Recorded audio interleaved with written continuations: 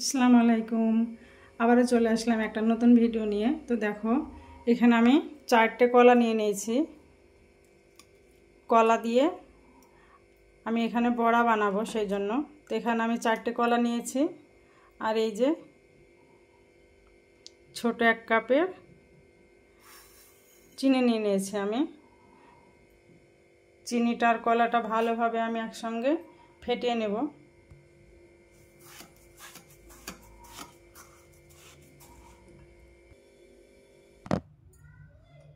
এখানে আমার কলাটা আর চিনিটা ভালোভাবে ম্যাশ করে নিয়েছি।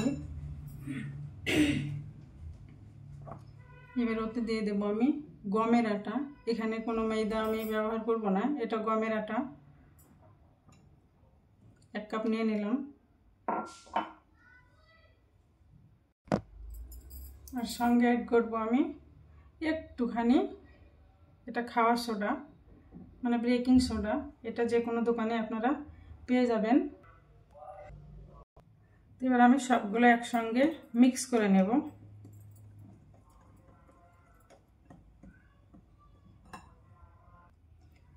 এই বড়াটা বানানো খুবই সহজ। এখানে শুধু গমের আটা ইউজ করলাম আমি। এটাকে ভালোভাবে আরও কিছুক্ষণ আমি ফেটিয়ে নেব। আমার আটাটা কিন্তু ফেটানো কমপ্লিট। তো দেখো, এইরকমভাবে আটাটা গুলে নেবে।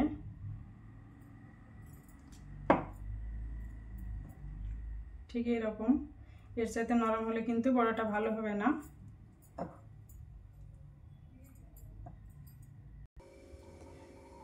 চলে আসলাম চুলার কাছে। তো দেখো, কড়াইটার উপরে আমি তেল দিয়ে দিলাম। এখানে আমি সাদা তেল ইউজ করব। একটু তেলটা বেশি লাগবে, যেহেতু আমি ডুবা তেলে এই বড়াটা ভাজবো। তো আমার তেলটা গরম হয়ে গেছে। দেখো এবার আমি কিভাবে বড়াটা ছাড়ি।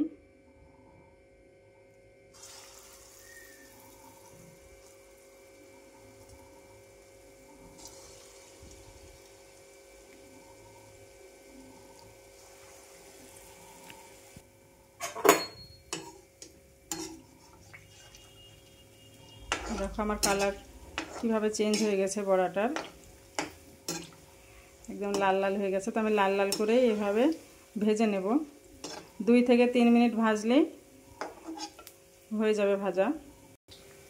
দেখো কতটা ফুলে গেছে। এই যে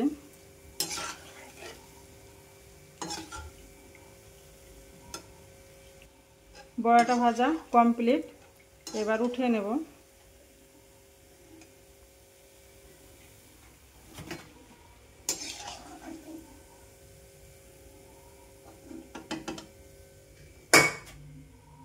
একইভাবে আবার আমি বড়াগুলো দিয়ে দেব।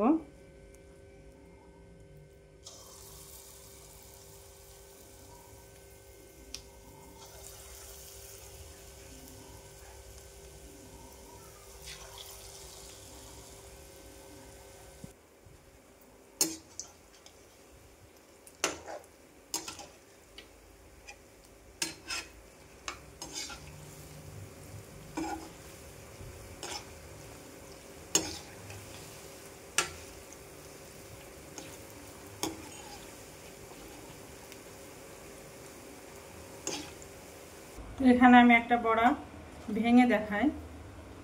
এই যে কতটা সফট হয়েছে,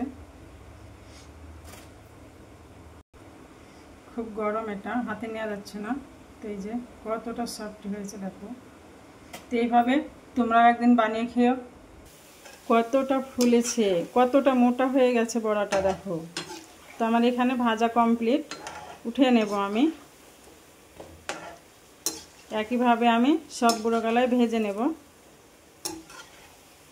তো এরকম করে বড়া ভেজে তোমরা একদিন খেও, আর আমাকে কমেন্ট করে জানিও কেমন হয়েছে। এটা বানানো খুবই সহজ।